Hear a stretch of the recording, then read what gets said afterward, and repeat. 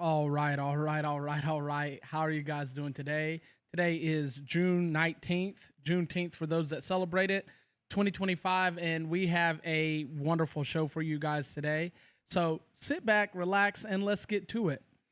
Our first segment of the show is talking about USAID. USAID has been the talk of the town for all of 2025, it seems, especially when Doge is involved. So with USAID, there's been some new discoveries. Now, while a lot of people don't think $550 million is a lot of money, you'd be wrong. Okay? So USAID is dirty. We know this from giving money to NGOs that then give money to terrorist groups like Hamas and Hezbollah and really ISIS, all of them. They've been donating to them all for years. To just giving money out to people that they see fit, they're dirty. So a USAID official and 3 corporate executives have pled guilty to participating in a decade-long bribery scheme that involved $550 million in contracts. So before we continue on, how much do you think these contracts rendered? Now, usually when you do contracts, there's money involved. Now, if you've done $550 million worth of contracts, how much money do you think those contracts continued to make before they were caught? The scheme was reportedly began in 2013 with an official using their position to influence contract awards in exchange for bribes. So essentially, if you don't really understand what that is, they use their position at USAID to tell people to pick people, essentially. So it's like, hey, you scratch my back, I'll scratch your back, quid pro quo, like quid pro quo Joe. Yeah, they essentially got these people the contracts so they could get the money and they would get kickbacks for it. So some of the key details is that the defendants sought to enrich themselves at the expense of the American taxpayers, as stated by Matthew R. Gelato, or Gelati? Gelati, it's Gelati. Who was the head of the Department of Fraud, or the Justice Department fraud section. It's honestly sad to see that things keep coming up and no one's really raising a stink about it, as it should be. The guilty pleas highlight issues of corruption within our government and their contracting process. And anybody that's ever done a government contract knows that you know a few people that know a few people, you can get some things moved. So the implications in the case underscores the importance of accountability in public service and a need for more stringent oversight. See, the government loves to put regulations on us, but don't put regulations on themselves. So ultimately, we are the ones that pay the cost whilst they get to do what they want. That whole adage of do as I say, not as I do. So if you guys are really, really interested in it, you can go look deeper into this, because there are a lot of implications that might be unfolding in the future dealing with USAID and this type of behavior. If you think this is a one-of, yeah, I like seeing sounds and hearing colors. If you think this is a one-of situation. In other news, in our next segment, we have signals. Stranger signals have been detected. Unusual radio pulses have been detected within the Antarctic, and they use a detection method that is unusual radio pulses within the Arctic to detect the radio pulses in the Arctic. NASA's Antarctic Impulse Transient Antenna, or ANITA for short, which was set as an instrument designed to observe cosmic events from a high altitude. So essentially, it's a super tall tower that picks up anything that goes on in outer space, if we believe in that kind of thing. The time frame with these whole signals is recorded between 2016 and 2018, but the recent analysis of these signals have brought them back to the spotlight. Why I found this very, very interesting is because overall, we don't know what these things are. We don't. And if people think they do, they don't. In other news, we have next, the tensions are rising between Trump, aka the US, and this whole Iran deal. Trump told us earlier this week that he won't join any war efforts unless Americans are harmed, which the situation has now intensified, which is leading to Iran and Israel shooting missiles back and forth and rockets back and forth at each other. And mind you, just to give you a perspective, Iran and Israel are not right next door. They are quite far from each other. But because Israel has the prowess and the money and the weaponry, they have not slowed on their barrage. And over time, Iran has slowed down on their barrage. This is something that we don't need to be involved in. I get that we are partners with Israel. We are trade partners. We are allies, all those good things. They build weapons for us. We give them lots of money. Israel needs to back. I see it as Benjamin Netanyahu seeing that Trump was trying to make deals with Iran and figured, hey, they struck us October 1st, 2024 with like 2,100 missiles. Why don't we do the same and shut this deal making down? And it's crazy because ultimately what Trump is wanting to do is denuclearize Iran. They have a site, their last and only site, where they enrich uranium under a mountain. This is the whole purpose of them using the bunker buster, is because it can go 300 feet underground before it ever explodes, destroying any and everything within its radius. Some call it the earth shaker when it hits, because it literally shakes earth. So I don't know, between you and me, because I do like to do a little bit of conspiracy on this show every now and then, I would go as far as to say that Benjamin Netanyahu, aka Bibi, aka Imposter Jew, did this on purpose. Why would you not want to denuclearize this country? Because if you did, then that would be less of a threat to you, unless you have some other ulterior motive. Honestly, you could tell me in the comments what you think.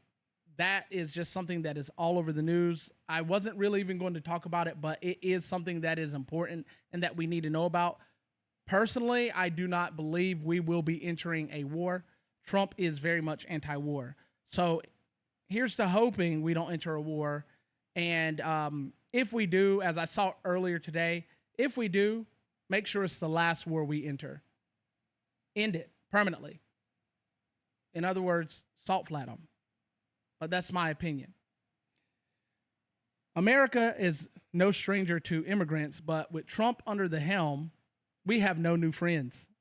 The U.S., for the first time in 50 years, could lose more immigrants than it's gained. In recent reports, Trump has put such a tight stranglehold on the illegal crossings and crossings in general that these people just aren't coming anymore. They're even going so far as to self-deport back to their countries. Of course, we have some ignorant Americans that are trying to prevent them, as you'll see later, from being deported. But recent reports indicate that we met a net migration to the U.S. that turned out to be negative. And this is good. This is good because a lot of economists are saying, oh, it's going to hurt your economy. However, looking at older numbers, the U.S. citizen was paying $152 to $154 billion annually from 2012 all the way up to 2019 for illegal immigration annually. The return from those illegals paying back into the system, $96 billion. So it's slightly off kilter. $59 billion to the negative. So let's keep this up. I don't think that this is going to strike our economy bad to the point where we can't function. We are America. We bounce back like a bounce ball. So we'll see how this goes. But ultimately, this is a good thing. That's going to be a tax relief on the taxpayer. And hopefully we can get people coming in here legally and doing it the right way. It really is what it is. And you look at all the economists, the experts saying it's going to affect your GDP. Okay, we'll bounce back. The inflation concerns, we'll bounce back. America is very, very hardy. And because we're very, very hardy, we will continue on. And we need no new friends unless they're friends that do it the right way. In our next story right here, we have SCOTUS doing some reviews. Tax exemption for all when it comes to tax exemptions. Now, what does that mean, you might ask? The Supreme Court has ordered a reconsideration of the New York law that mandates health insurance plans to cover medically necessary abortions. This law in New York was something that was up in arms because it was right around the time where abortion was on the chopping block, and everybody was fearful of it being pulled away, and everybody else was like, no, we want it gone, kind of thing. So they're making a reconsideration, and because of this, there will be some tax exemptions that will be allowed in this, and it's good. This is a good thing. This law has faced many, many challenges, from religious to employers to employees just going after it because of the way it worked out for them. But the justices have thrown all of this back down to the New York court, and the appeals court is going to see if they're going to uphold the decision and regulate the state, stating it did not violate, in their opinion, when they first made the decision, any religious employers or religious exemptions from the people at all. But ultimately, it really does. This is why the Supreme Court says you need to reconsider. So finally, we're seeing some movement in a good way. SCOTUS, for a while, has been very, very constitutional, and I hope they continue this track. Though there are some that are unconstitutional within our SCOTUS, they have been fairly constitutional. So the law indicates a religious exemption for some institutions, but not for the extended exemptions for religious affiliated groups. So basically, in short, to sum it up for you and tie it in a neat little bow, some employers were getting religious exemptions because they allowed abortions or would help with abortions, and the ones that didn't go for that didn't get those same tax exemptions. It's not cool. So if we're going to be equal for one, we need to be equal for all. That's the way it works. Don't give others benefits because they kowtow to social needs, because the job of employer is to employ, not make you feel good about yourself. In other news, OpenAI has won a $250 million defense contract. And anybody that doesn't know anything about OpenAI, OpenAI is a company that is open source. They let you see any and everything that they're doing. They lay it out on the table. And this is, in my opinion, a good thing, for the simple fact that we need more transparency in our government, and OpenAI provides that transparency. Now, knowing that they're dealing with the government and the defense contract, we can say that they're going to have to retract some information. But overall, this $200 million contract to develop AI capabilities aimed at addressing critical and national security challenges includes an application for both warfighting and self-defense right on our homeland. So I'm here for it in all ways, shape, and form. And I hope that this continues, that companies that are not multi-trillion dollar, multi-billion dollar companies always getting deals, let the little guys get a seat at the table and watch things start to change. That is true free market. So I'm here for that. But as we stated earlier about contracts, we got to watch out for some sneaky stuff under the table. But OpenAI is a good company. I support them wholeheartedly, and I would love to have them as a sponsor someday, but they're a great company. And if you haven't had the time, you need to go and look into who they are. This is the same company that is pushing to purchase Google Chrome from Google because of Google's many, many lawsuits and the fact that they might have to eventually give up Google Chrome. So, in other news, Trump Mobile. Can you hear me now? Trump wants to create a mobile company that offers a service plan for $47.45. Donald Trump is probably one of the most vain individuals I know, but he does it in such a troll type way that is just Picasso, which would include unlimited calls, text, and data for $47.45. Punny, my good sir, punny, which that would be probably one of the cheapest plans if this goes off without a hitch in the nation's history.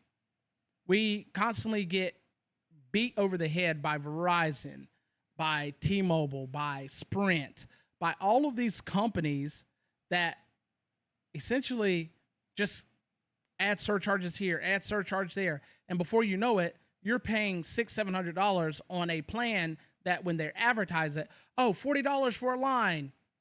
Yeah, $40 for a line. I go get that line. Now I'm paying $145 when I'm walking out the door. So the service aims to provide reliable options for customers looking for a new mobile provider and the ones that are sick and tired of being surcharged to death. The launch details for this service is available now, and customers can switch to Trump Mobile with a simple phone call to 888-TRUMP-45. The company emphasizes its commitment to customer service, aiming to provide a positive experience for all of its users. So what I would do personally is just sit back and watch and wait and see how this unfolds before jumping ship. We know we support Trump as a GOP or Republicans or conservatives, but we need to sit back and wait because new things make new problems. So we need to see how this unfolds. But alongside the mobile service, Trump wants to also make it a $499 device called the Trump phone. So this man is really, really making big moves, and I think this could benefit the mobile services of all the United States for the simple fact that competition breeds greatness. Competition drives down prices. And if he is able to pull off a $500 cell phone plus a $47.45 plan, I'm switching. If it's good, I'm switching. I'm tired of paying $400 or $500 a month for a cell phone plan. I'm here for a cheaper plan, and if it's as good a service as all the other competitors, then I'm here for it. So, in this segment right here, we're going to talk about the three amigos, aka the three douche-caneers. Pritzker, Hochul, and Walz want to stand firm like posts and pillars against Donald Trump's immigration policies. These people wholeheartedly believe that everything Trump stands for is against the people, but not the people of the United States, the people of every other country but here. Yeah. So recently, Republicans in Congress have called a slew of Democrat governors to Washington to question them about their cooperation with the federal immigration enforcement. This is a part of a broader effort to get people on board within the countries, or states rather, my bad, but the states to comply with making America safe again, making America great again, because if there's less immigration here, illegally, not legal immigration, but illegal immigration here, then public safety will increase. But Pritzker, Hochul, and Walz are all about having these people here and creating these sanctuary states and sanctuary cities. The problem I have with this is you're supposed to vote on this inside your states. There's supposed to be propositions. This information is supposed to be made known to the public. Tell me one of these sanctuary cities or sanctuary states where the mayor or the governor has allowed the people to vote on a proposition or met at a town hall and talked about this. Huh? No, none. I can't tell you one state that allowed their people of that state to vote on these things. Some Republican lawmakers are arguing that these policies are endangering American citizens by allowing individuals who may have committed crimes right in their city. I'm reminded of a girl that was struck by an illegal that had been deported and fled to another state and was picked up by state troopers in another state and brought back to Illinois. And Pritzker sits there with his jiggly jaws and pontificated over the fact that he didn't want to answer why this guy was allowed to be in Illinois and why he wasn't doing anything about this guy and his actions. The girl's life is lost. Young at that. All over what? You want to keep your seat? Pillsbury Doughboy? You want to put a good run in for a presidential election, possibly? Nobody wants an obese president. I digress. It's just frustrating to see that Americans are always being put second behind everyone else. Behind the politicians, we're put second. Behind illegals, we're put second. Behind the almighty dollar, we're put second. When are we going to be put first? Pritzker, you wouldn't be where you are without the people. Walls, Hochul, none of you would be where you are without the people.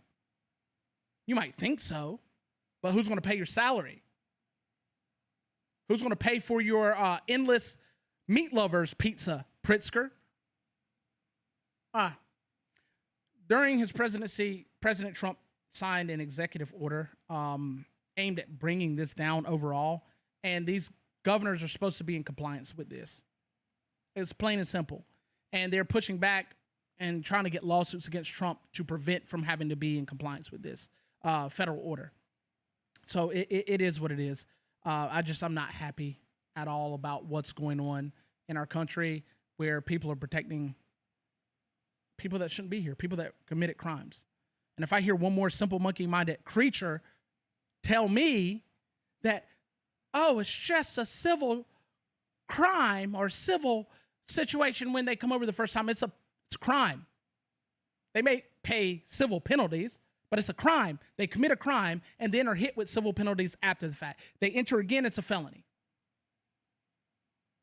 I don't know any civil penalties that cause me to stay or go to prison or jail.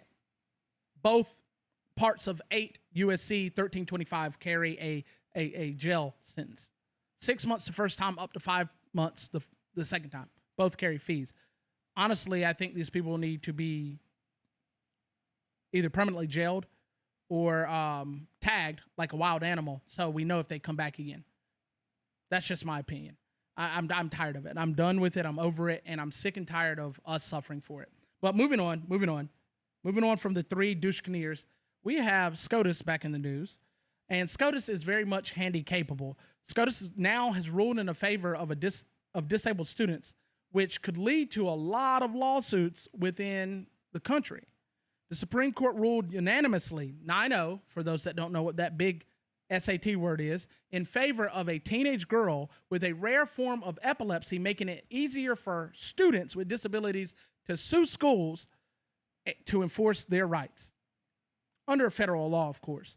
So some of the key takeaways from this is that the justice determined that the students with disabilities do not need to meet more stringent standards that are set by non-disabled students, by schools through the American Disabilities Act. And because of that act, and it still being standing, they stood on business and gave a big win. So bravo to SCOTUS for doing this. And hopefully I will see a lot of lawsuits, because there's a lot of schools that get away with cutting corners and pocketing money for their superintendents and their principals and their school boards over actually making schools safer for all students, but most certainly disabled students, and not holding them to the same conditions of a non-disabled student. I mean, you're disgusting if you think that's okay. Point blank, period. It is what it is. More lawsuits. A dairy farmer wants to sue Trump. Now, follow me here. This dairy farmer from Wisconsin is already put in the process of suing Donald Trump and his administration, claiming that the USDA is discriminating against white farmers by denying them financial assistance. It's the government, bro. They're not denying you financial assistance because you're white. They're denying it because it's the government and they want your money, not to give you money. So the lawsuit follows a previous case where farmers successfully sued Biden and his administration for race discrimination in the USDA program. It's crazy. You can sue and win for anything. I'm here for it, though. Some of the key allegations in this particular lawsuit assert that the USDA's policies are unfairly favoring minority farmers while excluding white farmers from receiving necessary financial support. This is funny. This is funny. Just do your job, bro. Stop trying to get a leg up or a dime, and just do your job. Pull yourself up by your bootstraps, bro. I used to live on a farm. I was raised on a farm. I know how it works. It's hard work. It's not easy. And a little extra money can go a long way, but at the same time, shut up and just work. Pull on those udders and make my milk. Please. Please and thank you. Sorry, not sorry. So, the next story I have here is, you see it. Pedo lawmakers. So, South Carolina lawmaker uses Joe Biden 4N69 as a username to send child sex material. Yeah, he's got 10 counts, Mr. R.J. May, a Republican member of South Carolina's House of Representatives. Yeah, he's got 10 counts of child pornography, distributing by sending it to people. And it's not just any kind, it's sexual abuse material at that. So this dude was arrested and following a lengthy investigation, and I'm glad. I hope you drop the entire courthouse on this piece of filth. Start making an example of all of these pieces of trash, and we will not have these problems anymore. Cut off their hands, castrate them. I don't care how you do it. Just do it. These people are allowed to sit in here. I don't care, Republican, Democrat, or a-hole down the street, around the corner in the alley that's selling the crap. Does not matter. Start making an example of them, especially the people in position of power. This douche-noggle has the ability to write legislation and get it passed. And he's out here selling child pornography. Disgusting. And if they don't give him 2 life sentences, well, if the parents of those kids that were in those videos have an opportunity to meet him on the street, let it be. It is what it is. Yeah.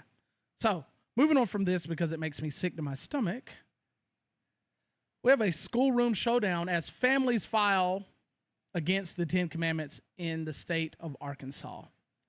So, as you guys know, I'm very pro-Christ, pro-Bible, and I believe that we totally need that in our schools and need it everywhere, really and truly. Should not be forced on anyone, but it should be available as curriculum or class in schools from K through 12. Hell, we allow people to teach genderlessness K through 12. We allow people to teach how to masturbate K through 12. So why not allow the 10 Commandments? Why not allow that? I assure you it's substantially less detrimental to the kid's psyche and health by knowing about what they shouldn't do. Thou shalt not kill. Thou shalt not steal. You don't have to adhere to all the 10 Commandments. Stealing's illegal. Killing's illegal. Those are good things to follow, right? Not according to these 10 families. And I really hope that they don't win this. I hope that Arkansas and several other states like Oklahoma and Texas can stand 10 toes down on this and make sure the Lord is recognized even in schools. I'm here for that. In our next segment, this is a late add-on. We have ICE being dodged by the Dodgers. Dodging ICE, as we call it. The LA Dodgers help illegals to dodge ICE. Yes, the Los Angeles Dodgers, a lot's going down in Los Angeles, surprising, are blocking ICE agents from entering the stadium. This morning, the ICE agents attempted to access the Dodger Stadium, but were denied entry, which some sources were told, which these are credible sources. These are not just your rudimentary sources of opinion.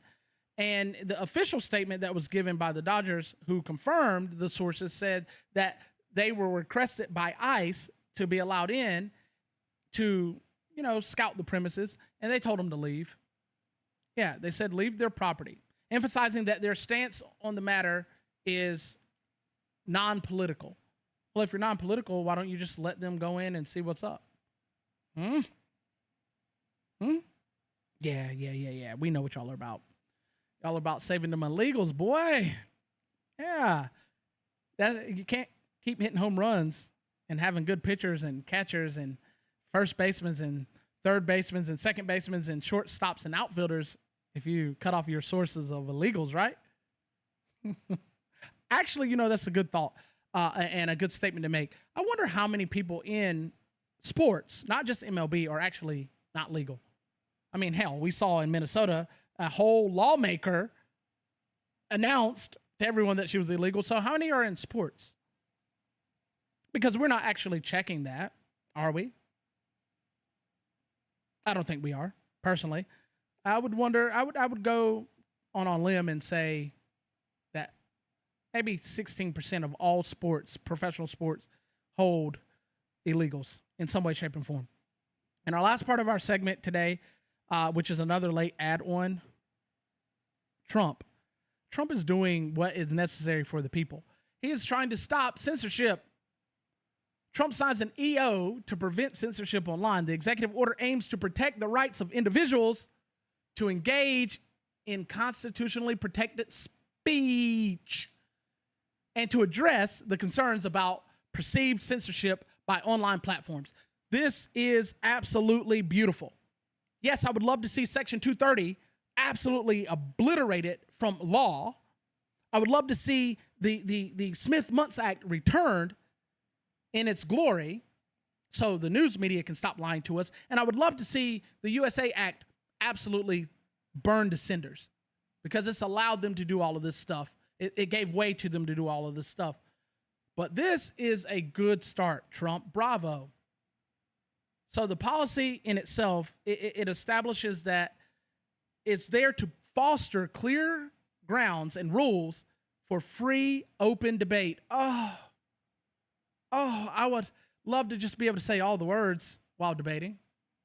Yeah. The order calls on various federal agencies to take action against private online services that engage in content moderation deemed unfair or biased. Ooh, we got to give it one. That is Trey Benito. Yes, it seeks to hold accountable all of these social media companies because Trump, when he came on to TikTok for the third time, he was censored every single time and kicked off of X, kicked off of Twitter, and he's been censored. He's been censored on every major platform. I think the only one he didn't get kicked off of was Instagram. So these moderation practices allow AI, which they just punch in a bunch of words, to send a warning to the person that's putting on the content saying that you're violating our policies. So that person tightens up, sits up straight, and says all the words like unalive instead of kill, Smittler instead of Hitler, schmurder instead of murder, grape instead of rape. Yeah, that's stupid. What are we, 2? Learning how to talk? Let us speak how we want to speak. Let us show what we want to show. Stop red flagging our accounts, which prevents us from getting to our multiple thousand followers. All that work for nothing. And you get away with it because of all of these little policies. Section 230. USA Act.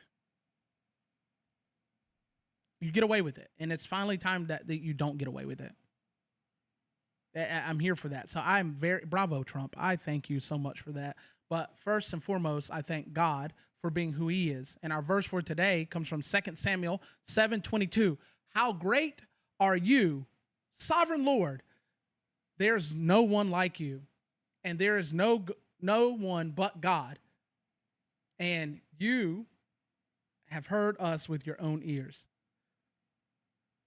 Thank you guys for today. Thank you for being faithful to the show and subscribing and all of those things that I ask you to do. I know they're getting annoying, but I appreciate y'all. And as always, I thank you for navigating the forest with me. Make sure you aren't the one who misses the forest for the trees. Have a good night.